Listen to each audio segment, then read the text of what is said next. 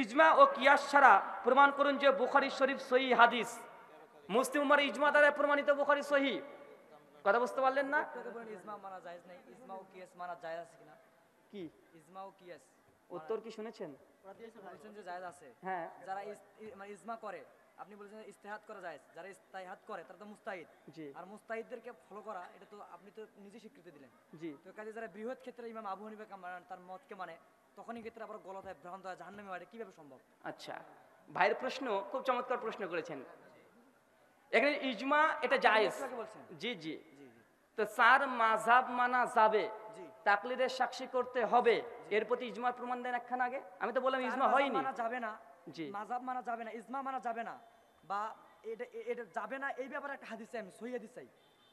এবার মাযহাব মানা যাবে না, হারাম। সুনানুল কুবরা লিল বাইহাকি, দলিল সুনানুল কুবরা লিল বাইহাকি হাদিস নাম্বার 2000 লিখেন, যে না পাওয়া যায় জিভটাকে কেটে চলে যাব।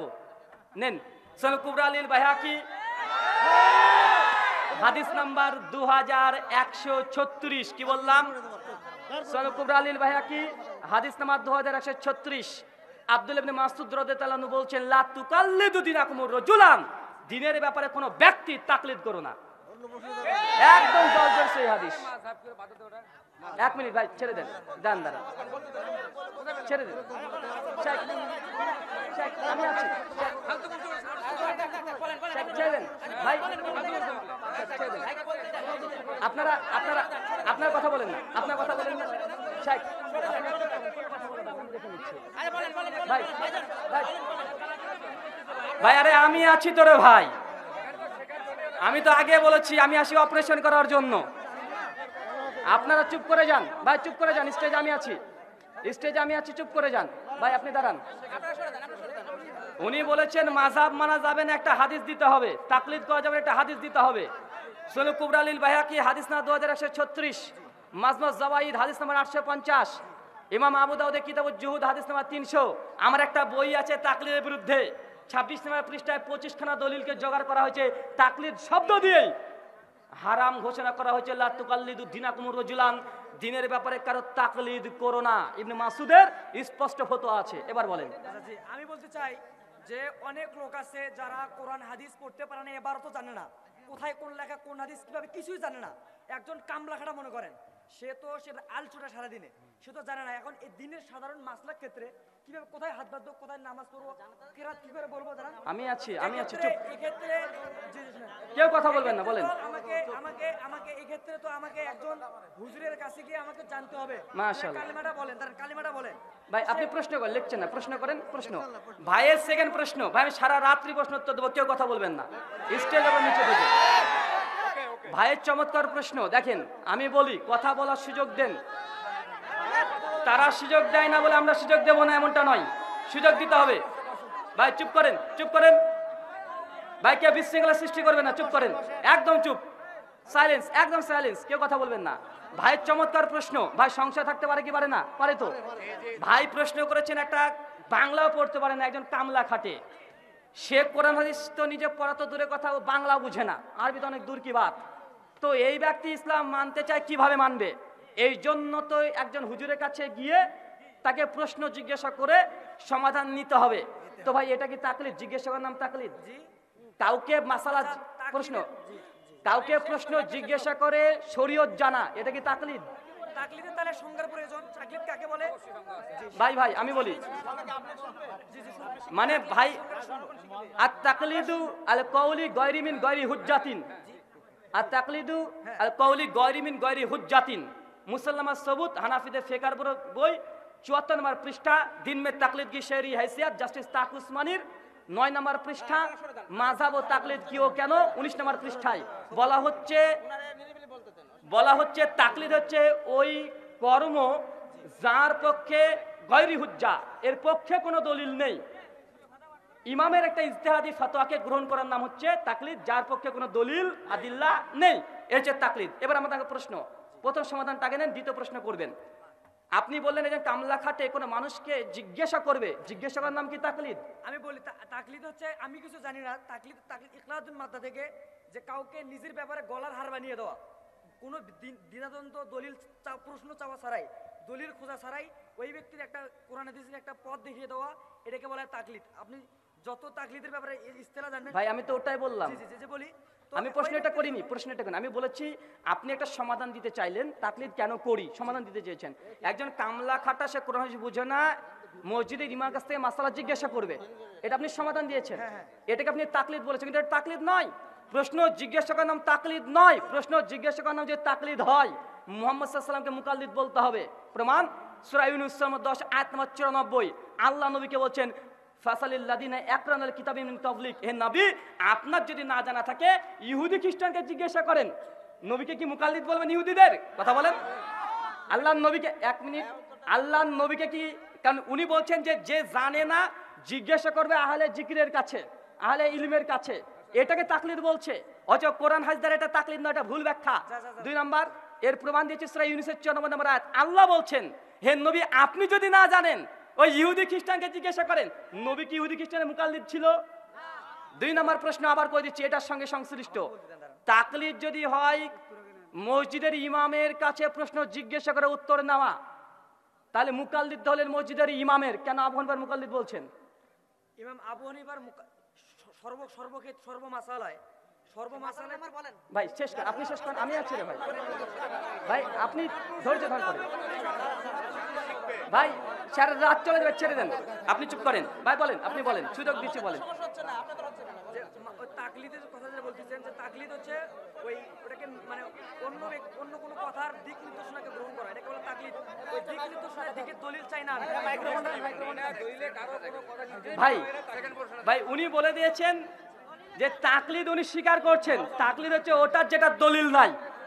তো ভাই শরীয়ত কি দলিলবিহীন চলতে পারে? শরীয়তে কি দলিল লাগবে কি লাগবে না? আল্লাহ পবিত্র কোরআনে বলছে সূরা ইউসুফ আয়াত নম্বর 106, কুল হাযিহি সাবিলি আদউ ইলাল্লাহি আলা বাসিরাতিন, হে নবী আপনি তাদেরকে বলুন আমি তোমাকে সোজা সরল পথে ডাকছি, আলা বাসিরাতিন, সুস্পষ্ট প্রমাণ সহকারে। নবী বলছে প্রমাণ সহকারে ডাকছি, আর উনি বলছেন তাকলিদ মানে দলিলবিহীন। তো ভাই বন্ধু দলিলবিহীন কোনো কথা মানা যাবে? আল্লাহ সুবহানাহু ওয়া তাআলা বলছেন পবিত্র কোরআন সূরা বাকারা সূরা নম্বর 2 আয়াত নম্বর 111, কুল হাতু বুরহানাকুম ইন কুনতুম সাদিকিন, সত্যবাদী হলে প্রমাণ পেশ করো। ইসলাম হচ্ছে প্রমাণের নাম। কথা বুঝতে পারছেন? চুপ করে। ভাই আমি একটা কথা বলি, উনি নিজেই স্বীকার করে নিচ্ছেন তাকলিদ মানে দলিলবিহীন কথা মেনে নেওয়া। তাকলিদ মানে গয়র হুজ্জা, যার পক্ষে দলিল থাকবে না, ইমাম বলেছে আমাকে মানতে হবে। আসেন একটু মানি। আমার কাছে ফতোয়া আলমগীর ইসলামিক ফাউন্ডেশন আছে, কি আছে? আজকে বইগুলো নিয়ে আসেনি, কারণ বাংলাদেশের দ্বিতীয় প্রোগ্রামে এখনো বই কাছে যেতে পারিনি। যদি বইগুলো থাকতো আরো বেশি ভালো হতো। একটা মাসালা দেখাচ্ছি, ফতোয়া আলমগীর ভাই ইসলামিক ফাউন্ডেশন, দেখতে পাচ্ছেন তো ভাই? ভাই আমাদের আলোচনা, নতুন কোনো প্রশ্ন নেব না, এ ভাইকে দিয়ে শেষ করে দেবো, সময় শেষ। 1:53 বেজে গেছে। তাকলিদ দেখেন দলিলবিহীন কথা, ভাই মানবে কিনা দেখেনি। ফতোয়া আলমগীর ইসলামিক ফাউন্ডেশন থেকে ছাপা, এটা আমার বাবার ঘরের নয়। 130 নম্বর পৃষ্ঠাতে একটা মাসালা খুলি, এখানে কি বলছে দেখেন। মাসালা নম্বর 23, বাংলা জল করছে। শরীরের কোনো অঙ্গে যদি নাপাকি লাগে এবং তা যদি জিহ্বা দ্বারা চেটে দূর করে দেওয়া হয় এবং এতে যদি নাপাকের চিহ্ন খতম হয়ে যায় তবে তা পাক হয়ে যাবে।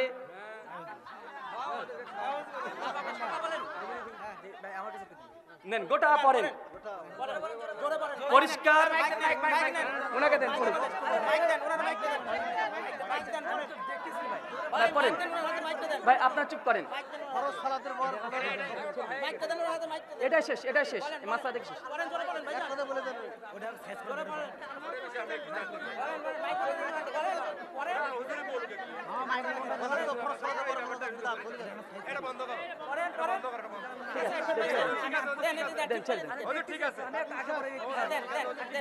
আরো দেখবেন, আরো দেখেন ভাই, ভাই কিনে ঠিক আছে। আমরা এই বিষয়টাকে শেষ করি। কমিটি, আমি আপনাদেরকে দৃষ্টি আকর্ষণ করছি, আসলে মানুষের কাছে কিছু বিভ্রান্তিকর ধারণা আছে। আমরা আহলে হাদিসের ইজমা মানি, কিয়াসও মানি, এটা আমরা বলেছি, আমাদের বইয়ে লেখাও আছে। কিন্তু আপনারা যেসব জিনিসগুলোকে ইজমা কিয়াসের দাবি করেন, এগুলো মিথ্যা ইজমা কিয়াসের দাবি। যেমন 8 টাকা 20 টাকা তার বিপরীতে ইজমা হয়েছে, মিথ্যা কথা। ইমাম তিরমিজি সেই সময় 806 নম্বর হাদিসের অধীনে বলেছে তারাবি 20 রাকাত না 40 রাকাত না 39 রাকাত, এটা নিয়ে ইখতিলাফ আছে। ইজমা তখনই খতম হয়ে যায় যখন ইখতিলাফ থাকে। কথা কি বুঝতে পারছেন? সহিহ বুখারী কোরআন মাজিদের পরে সবচেয়ে শ্রেষ্ঠ গ্রন্থ। পৃথিবীর কোনো মুসলমান আহলুস সুন্নাহ ওয়াল জামাত যারা, তারা কেউ অস্বীকার করেনি। এটা হচ্ছে ইজমা। মেহরাব মসজিদে তৈরি করতে হবে, এটা কোনো কোরআন হাদিসে নাই। কথা শুনে নেন। মেহরাব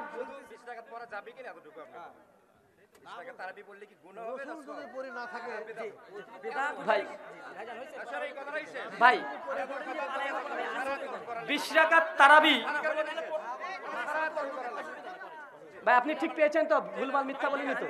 পেয়েছেন তো? ঠিক আছে ভাই। ভাই এক কথা আমি অ্যান্সার পারি না। আমার আলোচনার ডিটেল,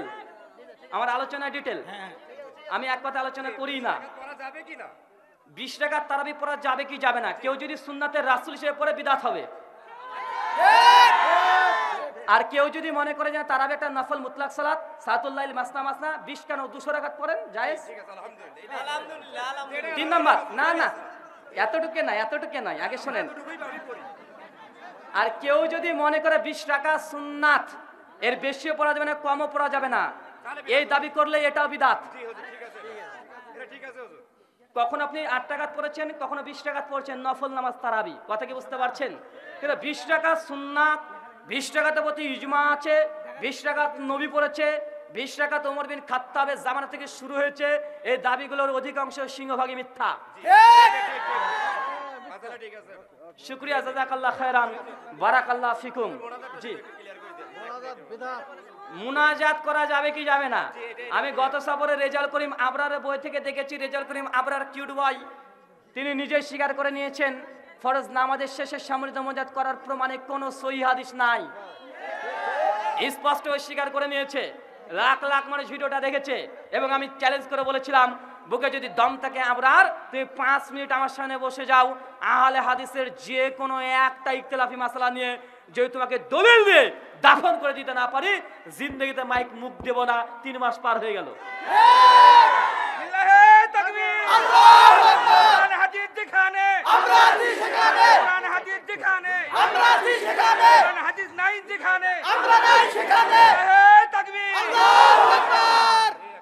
আমরা বলেছিলাম শবে বরাতের রাত্রিবেলাতে,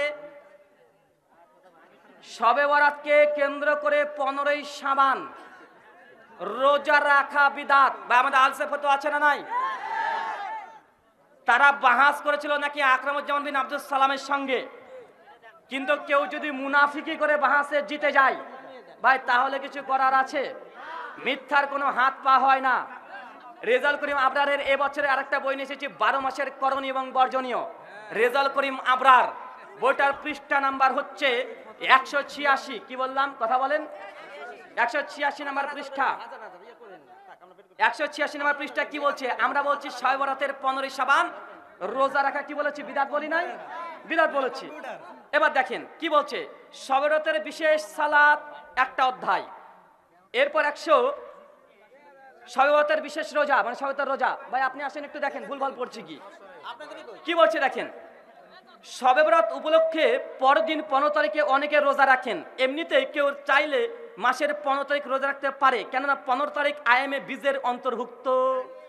1 নাম্বার। 2, সেই হিসাবে কেউ যদি 15 তারিখ রোজা রাখে তাহলে সমস্যা নেই। আল্লামা ইবনে রজব হাম্বল রাহিমাহুল্লাহ শাবানের 15 তারিখ রোজা রাখাতে নিষেধ নেই, কেননা 15 তারিখ হলো আইএমএ বীজ এর অন্তর্ভুক্ত। আর প্রত্যেক মাসের এই তারিখে তো রোজা রাখা মুস্তাহাব। এছাড়া রাসূল কারীম সাল্লাল্লাহু আলাইহি ওয়াসাল্লাম বিশেষভাবে শাবানে রোজা রাখতে বলেছেন। মানে 15ই শাবানে খাস ভাবে শবরতকে কেন্দ্র করে কোনো রোজা নাই। তাকিয়াবাজি করে দলিল দিচ্ছে কি আল্লাহর নবী আইএমএ বীজতে প্রত্যেক মাসে 15 তারিখে রোজা রাখতো, ওইটা এই নিয়াতে রাখেন। কিন্তু মানুষকে খুলে পরিষ্কার করে বলা যায় না? মানুষকে বলে দেন, কেন বলছেন না যে 15ই শাবান কোনো রোজা নেই, কোন হাদিস দ্বারা প্রমাণিত নয়। যত হাদিস এসেছে সব জাল এবং জয়ীফ, সবগুলো জয়ীফ। কিন্তু এই মাসলাতে তারা কিয়াস করছে কোথা থেকে? যেহেতু 15 তারিখ 13, 14, 15 আইএমএ বীজ, তো বলছে 15 তারিখ আইএমএ বীজের অন্তর্ভুক্ত, এই নিয়াতে রোজা রাখেন। মানুষকে পরিষ্কার করে বলে দেন, আহলে হাদিস কারচুপি করি না, তাকিয়াবাজি করি না। এরপরে দেখেন সালাত প্রসঙ্গে কি লিখছে, সবতে সালাত আদায় করা হয় না? মসজিদে নামাজ পড়া হয় না, আমরা বলছি এটা নাজায়েজ, এটা কোরআন দ্বারা প্রমাণিত নয়।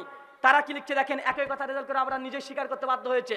ও বলছে একটি কথা ভালোভাবে স্মরণ রাখা উচিত, শবরাত উপলক্ষে বিশেষ কোনো সালাতের ফজিলত রসুল থেকে সেই সন্দেহ প্রমাণিত হওয়া তো দূরের কথা। একটা কথা আমি আপনার কাছ থেকে 1 মিনিটের জন্য শুনতে চাইছিলাম, সেটা হচ্ছে ফরজ নামাজের পরে আপনি বললেন মোনাজাত করা বিদআত, যে কথাটা উল্লেখিত হলো, ফরজ নামাজের পরে যদি মোনাজাত করা বিদআত যারা করতেছে, এই বিদআতের মধ্যে কি কোনো পার্থক্য আছে? মানে যে বেদাতের ব্যাপারে নবীজির ভবিষ্যৎবাণী যে তারা জাহান্নামী, একজন নামাজ আমার করার দ্বারা কি সে জাহান্নামী হয়ে যায়? কারণ আমরা হলো বড় বক্তার কাছ থেকে ফয়সালা না নেই। আচ্ছা আচ্ছা আচ্ছা ঠিক আছে, বলে দিই, আমি ফতোয়া দিব না, আমি ফতোয়া দিব না। আমার একটা ওসুল আছে, বারবার বলে দিয়েছি। আমি শুধু এই ইখতিলাফি মাসালা নিয়ে বিতর্ক করি না, আমি শুধু ইখতিলাফি মাসালা নিয়ে বিতর্ক করি এমনটা নয়। আমার সঙ্গে হিন্দুদের বাহাস আছে না নাই, কথা বলেন? খ্রিস্টানদের আছে না নেই? নাস্তিকদের আছে না নেই? আমার একটা উল্টো ওসুল আছে, বিরোধীকে খণ্ডন করতে হবে, বিরোধীদের তরবারি দিয়ে আঘাত করো। যখন হিন্দুদের সঙ্গে বিতর্ক করি, কোরআন হাদিস নিই না, তাদের গীতা রামায়ণ মহাভারত দিয়ে কাজ চালিয়ে দিই। যখন খ্রিস্টানদের সঙ্গে বিতর্ক করি, কোরআন হাদিস আমি সামনে রাখিও না, আমি বরং বাইবেল থেকে তাদের যে আদর্শ এটা কবর রচনা করে দিয়ে চলে আসি। ভাই প্রশ্ন করেছেন যে বিদাত কেউ যদি করে এর পরিণতি কি, আমি এটা পড়বো, আমার রেজাল্ট করিম আবরার, আমার কিউট বয়, তার ফতোয়া কি? তার বই, একই বই, 12 মাসে করণীয় এবং বর্জনীয়, পৃষ্ঠা নাম্বার 119। এখানে অনেকগুলো ওসুল দিয়েছে। 119 নম্বর পৃষ্ঠায় গোটা পড়তে গেলে লম্বা সময় লাগবে। 119 নম্বর পৃষ্ঠায় একটা ওসুলটাই পড়ি, শুধুমাত্র বিদাত কি এটা বোঝানোর জন্য। আসেন দেখা যাক আমাদের কিউট বয় তিনি কি বলছেন। কি বলছে দেখেন, সাহাবী ও আলেমগণের বর্ণনা থেকে সুস্পষ্ট হয় যে শরীয়তের পরিভাষায় বিদাত শুধু এই সব জিনিসের নাম নয় যা মূলত খারাপ, বরং সেই সব ইবাদতও হতে পারে, শুনেন পয়েন্ট টু বি নোটেড, সেই সব ইবাদতও হতে পারে যা শরীয়তে ব্যাপক রয়েছে, মানে এর দলিল আছে শরীয়তে, তারপরে বিদাত হতে পারে। কিভাবে? নিজের পক্ষ থেকে সেগুলো নির্দিষ্ট করা অথবা তার পদ্ধতি পাল্টে দেওয়া। কি দোয়া তো আছে ফরজ নামাজের পরে, কিন্তু পদ্ধতি যদি পাল্টে দিয়ে করেন, আবরার সাহেব তিনি কি বলছেন দেখেন, অথবা শরীয়তে নির্দিষ্ট ছিল চুপি চুপি আদায় করা, উদাহরণ দিচ্ছে, সেটাকে জোরে জোরে আদায় করা। শরীয়তে নির্দিষ্ট ছিল একাকী আদায় করা, point to be noted cute boy, আদায় করা, সেটাকে সম্মিলিত আদায় করা, যে সেগুলো হচ্ছে বিদাত। কি বলছেন উনি?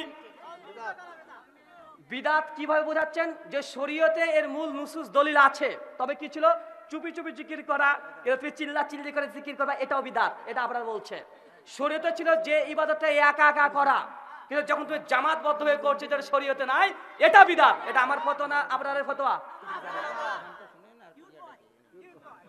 এরপরে কি বলছে, অর্থাৎ কমানো ও বাড়ানো, কমানো ও বাড়ানো, এবং যে জিনিস শরীয়তে 4 দলিলের আলোকে প্রমাণিত নয় তা স্পষ্ট বিদাত।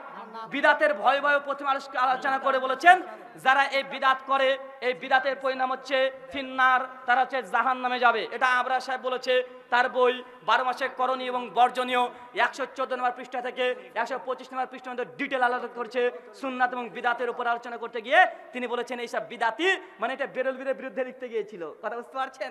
বেরলবীরা জিকির আজকার করেন না, চিল্লাচিল্লি করে, ওরা বিরুদ্ধে লিখতে গিয়ে হক উসুলটা বলে দিয়েছে। কথা বুঝতে পারছেন? শুকরিয়া, জাযাকাল্লাহ খায়রান, বারাকাল্লাহ ফিকুম। ওনা কি বলছেন? এশার সালাতের সালাত 1 মিনিট আপনি বসেন, তাহলে এখানে বসেন, বসেন বসেন বসেন, কি বিষয় নির্ধারণ করেন? আচ্ছা, বিষয় নির্ধারণ করেন, এই শর্ত লেখেন, এখনই হবে।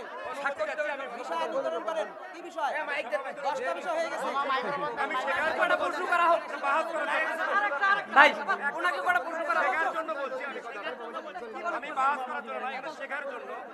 এশার ফরজ সালাতের পরে বেদাত নামাজ নামাজ করা, ঠিক এশার নামাজের পরে আমরা কতক্ষণ পর্যন্ত কোরআন ও হাদিসের বক্তব্য এরকম প্যান্ডেল করে শুনতে পারি? এটা তাহলে ভেক কথা গেল। ভাইজান প্রশ্ন করেছেন, ভাই ভাই এটা শেখার জন্য হুজুর, কিন্তু ভাই ঠিক আছে ঠিক আছে ঠিক আছে, শেখার জন্য বলছি। ভাইজানের প্রশ্ন প্রশ্ন করতে দেন, সমস্যা কি?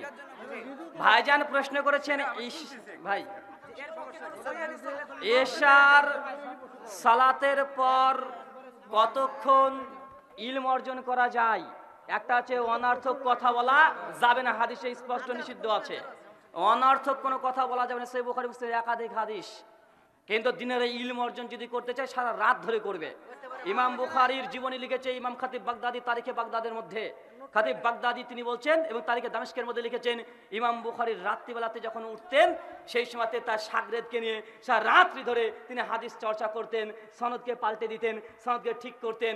ইমাম বুখারীর সম্পর্কে তার একজন ছাত্র বলছে, আমি একদিন দেখছি উস্তাদকে এক রাত্রে 15 বার উঠেছে, লাইটটাকে অন করেছে, মানে মোমবাতি এই জাতীয় যা আছে আগুনকে আছে জ্বালিয়েছে, বন্ধ করেছে, উঠেছে। কি করছিল? বারবার তিনি ইলম অর্জন করছিলেন, লিখছিলেন, দার্স দিচ্ছিলেন। একাধিক সালাফদের আমল থেকে প্রমাণিত আছে এবং এটা হচ্ছে প্রকৃত ইজমা। এই ফতোয়া তাহলে আবরার সাহেবকে জিজ্ঞাসা করতে হবে। হাটা যাইতে পাঠিয়ে দেন, তারা তো এসার পরে জালসা ওয়াজ মাহফিল করে কি করে না? চরমনা এরা করে কি করে না? এনাদপুরি, জনপুরি, রাজারবাগি, ফুলতুলি, দেওয়ালবাগি, আটরশি সবাই করে। তুমি মহারাজ, সাধু ওলিয়া, জামিয়া চোর বটে। মনে রাখবেন, কিলিয়ে কখনো কাঁঠাল পাকানো যায় না। ভাবের গরুকে গাছে তোলা যায়, স্বপ্নের গরুকে গাছে তুলে দিতে পারেন। তবে আমরা মনে করি সমস্ত উলেমারা একমত, ইলম অর্জন সারা রাত যদি কেউ করতে চায়, ছাত্র শিক্ষক সারা রাত করতে পারবে। কথা কি বুঝতে পারছেন? তবে এটা কন্টিনিউয়াসলি নয়, প্রতিদিন নয়।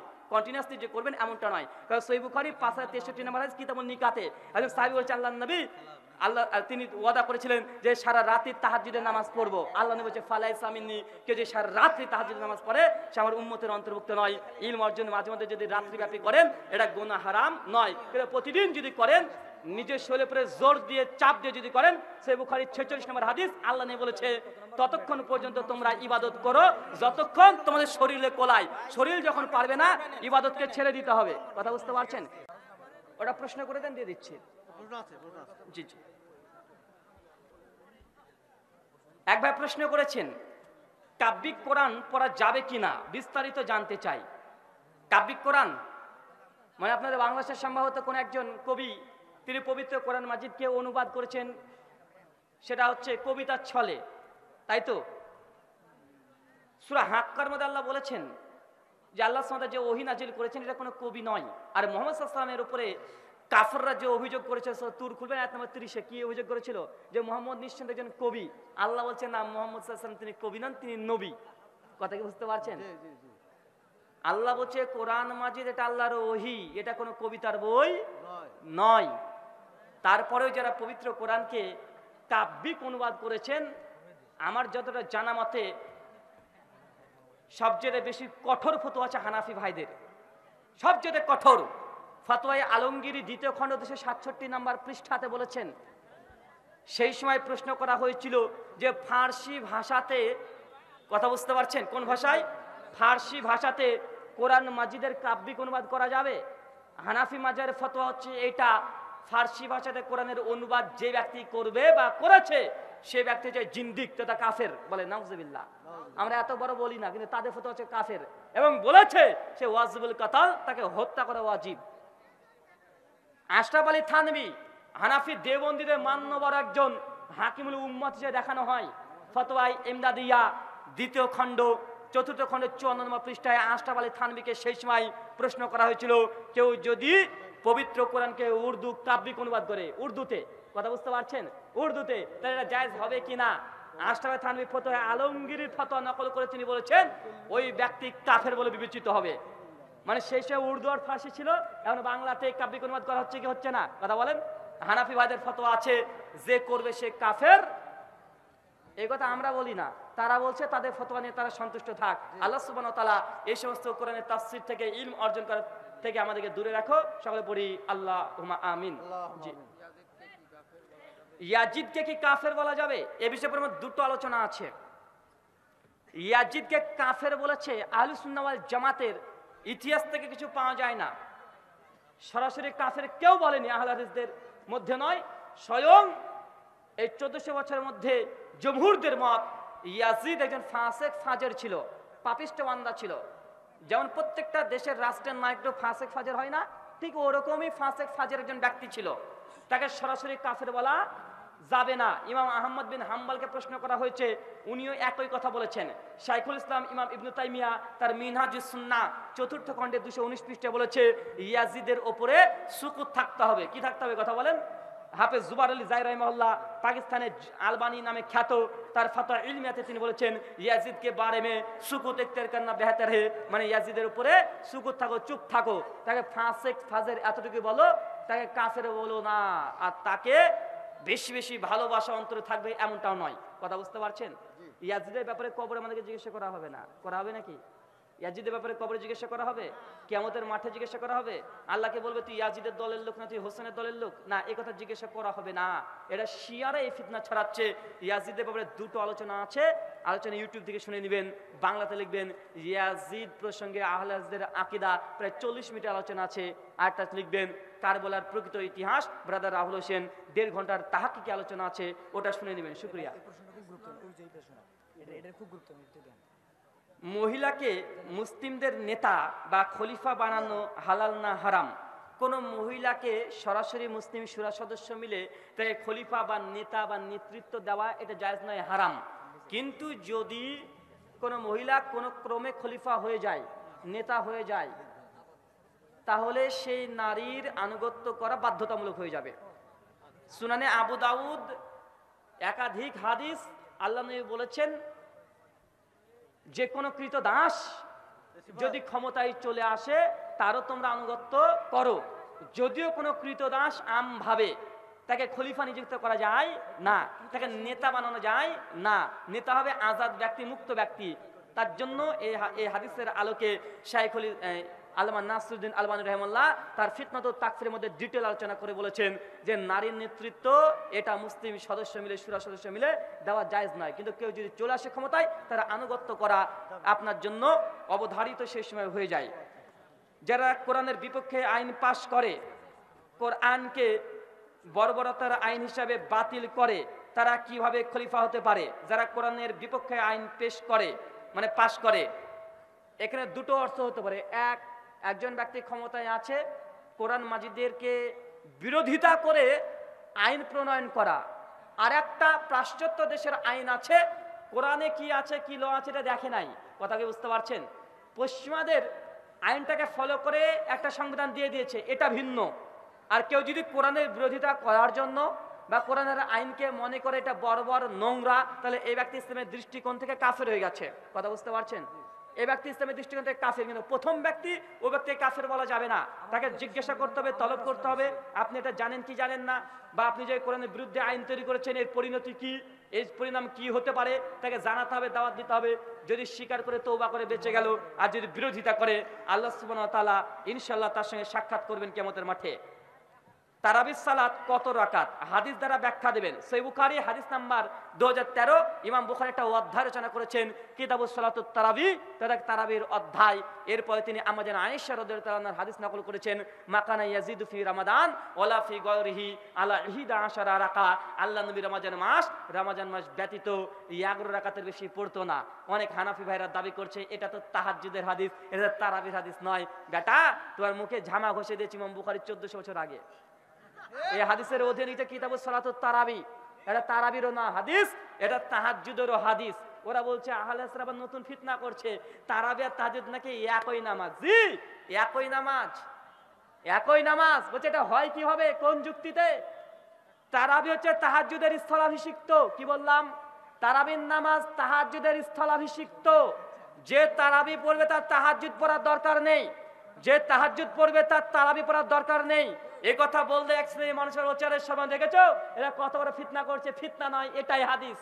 আসো, বুকের যদি দম থাকে। আমি বলেছিলাম বাংলাদেশের একজন সুন্নি একটা আলেম আছে, ওনার হচ্ছে আলাউদ্দিন জিহাদি, নাম জানেন না? গত বছরের রমাদান মাসে আমার সঙ্গে ডিবেট হয়েছিল অনলাইনে, ভিডিও আদান প্রদানের মধ্যে। ও তারাবি তাহাজ্জুদকে ভিন্ন নামাজ প্রমাণ করতে ব্যস্ত, আর আমি বলছি একই নামাজ। 18 খানা পর্ব করেছি, বেটা শেষ পর্যন্ত আমার ভিডিওর জবাব আর দেয়নি। আর আমি একথা আবার বলি, কাজ যদি বুকে দম থাকে তারাবি আর তাহাজ্জুদ নামাজ একই নামাজ, এটা আমি পক্ষে থাকবো। বিপক্ষে যারা আছে ওরা বাংলাদেশের দেওবন্দি আলেম আর বেরেলভী আলেমকে সামনে এসে দেন, 5 মিনিট আমার সঙ্গে কথা বলতে পারেন। আর একটা কথা বলি, জাস্ট যেন অস্বসা না আসে, তারাবি তাহাজ্জুদের স্থলাভিষিক্ত, এটা আপনি মানতে পারেন না। উদাহরণ দিয়ে বুঝতে পারবেন। একজন ব্যক্তি জুমার নামাজ পড়েছে, তাকে জোহর পড়তে হবে? কথা বলেন, যে জুমা পড়েছে তাকে জোহর পড়তে হবে না, পড়তে হবে না। আর যে জোহর পড়বে তাকে জুমা দরকার আছে কেন? জুমা হচ্ছে জোহরের স্থলাভিষিক্ত। ওরা বলছে আমরা সারা বছর আহলে হাদিসরা তারাবি পড়ে না, সে রমাজানে তারাবি পড়ে, আর সারা বছর তাহাজ্জুদ পড়ছে। সারা বছর তাহাজ্জুদ পড়া হয় একা একা, আর তারাবি পড়ছে জামাত করে। এটা আবার কেমন কি হয়ে গেল না? তাহাজ্জুদ তো নফল নামাজ একাকী পড়া হয়, কিন্তু তারাবি তো জামাত করে পড়া হচ্ছে। অতএব তারাবি তাহাজ্জুদের পার্থক্য আছে। আমি বলি ভাইজান সোনামণি, আমার বাংলাদেশে একজন কিউট বয় আছে, নাম হচ্ছে রেজাল করিম আবরার। যদি তোমাদের দাবি এটাই থাকে যে তারাবি পড়া হয় জামাতে রমাজানে, আর অন্য মাসে তাহাজ্জুদ হয় একা একা, এটাই যদি তারাবি তাহাজ্জুদের পার্থক্য হয়, তো সারা জীবন তোমরা বেতের পড়লে 11 মাস একা একা, রমাজান মাসে এখানে জামাত করো বাবু না? বা আছে না নাই? কথা বলেন, আছে না নাই? আছে। তারাবি তাহাজ্জুদ আমার চ্যালেঞ্জ আছে, এখনো চ্যালেঞ্জ করছি। ইমাম আবু হানিফা রাহিমাহুল্লাহ একই রাতে তারাবি পড়েছে, তাহাজ্জুদ পড়েছে, একটা দলিল পেশ করতে হবে, একটা দলিল। ইমাম আবু হানিফা নাকি রমজান মাসে এক রাতে 3 বার করে কোরআন খতম দিত, এক পায়ে দাঁড়িয়ে গোটা কোরআন মাজিদ পড়ে শেষ করে দিত, এক অজুতে নাকি এসা থেকে ফজর মধ্যে কাটিয়ে দিত। বেটা, ইমাম আবু হানিফা রাহিমাহুল্লাহ তারাবি তাহাজ্জুদ একই রাত্রে পড়েছে, একটা প্রমাণ লাগবে। যদি না দিতে পারো ইমাম আবু হানিফা ফতোয়া দাও যে আবু হানিফা রাহিমাহুল্লাহ বলেছে তারাবি তাহাজ্জুদ একই নামাজ নয়, এটা ভিন্ন ভিন্ন নামাজ। তারও কোনো প্রমাণ দিতে ইনশাআল্লাহ মৃত্যু পর্যন্ত পারবে না, কিয়ামত হয়ে যাবে, এটা সত্য কথা। কেউ তারা প্রমাণ দিতে পারবে না, এটাও সত্য কথা। আল্লাহর নবী তারাবি তাহাজ্জুদ এক রাতে পড়েছে, কোনো প্রমাণ নেই, সাহাবী থেকে প্রমাণ নেই। বরং আল্লামা আনোয়ার শেখ কাশ্মীরি রাহিমাহুল্লাহ হানাফি দেওবন্দি, তিনি বলেছেন ফাইজুল বারী 2য় খণ্ড 420 পৃষ্ঠা হাদিস নম্বর 2010-এর অধীনে সেই বুখারী ব্যাখ্যা করতে গিয়ে তিনি বলেছেন যে উমর বিন খাত্তাব তারাবি এবং তাহাজ্জুদকে একই নামাজ মনে করতেন। আল্লাহ নবী থেকে তারাবি তাহাজ্জুদ একই রাতে পড়া কোনো প্রমাণিত নয়। জুমা যেমন পড়লে জোহর পড়া লাগে না, জোহর পড়লে যেমন জুমা পড়া লাগে না, একটা নামাজ আর একটা নামাজের স্থলাভিষিক্ত। শুকরিয়া। ইজমা কিয়াস মানা যাবে কি? ইজমা কিয়াস আহলে হাদিসদের নিকটে ইজমায়ে হুজ্জাত এবং কিয়াসে শারঈ এটা হুজ্জাত। অনেকে আমাদেরকে অভিযোগ করে বলে যে আহলে হাদিস নাকি ইজমা কিয়াস মানে না। আমার একটা বই আছে, আহলে হাদিস হানাফি মাযহাব ইখতিলাফ নিরাসান, বইয়ের মুকদ্দমা প্রথমে আকীদা একটা অংশ আছে, 1 পৃষ্ঠায় লিখে দিয়েছি যে আহলে হাদিসদের নাকি ইজমা হুজ্জাত। তবে তোমাদের ঘরের মধ্যে বসে যে ইজমা তৈরি করছে ওটার না। যখন বলবেন ইজমা হুজ্জাত দলিল, তখন বলবে তাহলে তো মাযহাব মানা প্রতি ইজমা হয়েছে। না, এটা চিটিংবাজি, মিথ্যা কথা। 4 মাযহাব মানতে কোনো ইজমা হয় নাই। তাজকিয়াতুল রশিদ 1ম খণ্ড 131 পৃষ্ঠায় রশিদ আহমেদ গাঙ্গুই দেওবন্দি হানাফি, তিনি আশরাফ আলী থানভীকে একটা চিঠি লিখেছিলেন যে তাকলিদের সাক্ষী এটা কি উম্মতের জন্য ওয়াজিব, কোনো দলিল আছে? আশরাফ আলী থানভী ফতোয়া লিখে দিয়েছে তাজকিয়াতুল রশিদ 1ম খণ্ড 131 পৃষ্ঠায়। তিনি বলেছেন তাকলিদের সাক্ষীর উপরে কোনো কালে কখনো ইজমা হয়নি, এটা মিথ্যা দাবি করা হয়। শাইখুল ইসলামের ছাত্র ইমাম ইবনে কাইয়িম আজ-জাওজাই তার ইলামুল মুওয়াক্কিন 2য় খণ্ড 419 নম্বর পৃষ্ঠায় তিনিও বলেছেন তাকলিদের সাক্ষীর উপরে কোনো কালে কখনো ইজমা হয়নি, এবং তাকলিদের উপরে যুগ যুগ ধরে সমস্ত আলেমরা বিরোধিতা করেছে।